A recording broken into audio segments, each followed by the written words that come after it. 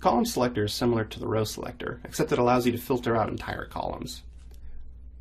First we have our raw data table again, and we have this filtered data table. I'm going to go ahead and filter out some of the columns from the raw data table and pass them into the filtered data table.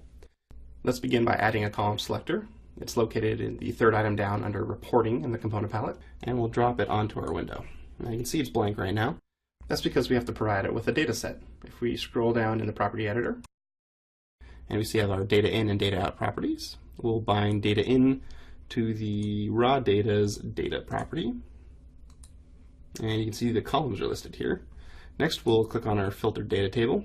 On the data property we'll click the binding icon, we'll do a property binding to the column selector's data out property. If we put the design into preview mode, we can go ahead and hide specific columns, like the duration and the T-stamp here. If you look down at our filtered data table, you'll see that duration and T-stamp no longer appear. Now there's one more configuration I want to show you. First, let's take the designer out of preview mode, and we'll right click on the column selector. Under customizers, we'll click on column selector customizer. We'll click on our data set, and you see there's a list of all the columns that are available in the data set. You'll see there's this exclude from selection column. If we go ahead and set equipment to true, click OK, you'll see that equipment no longer shows up on the column selector.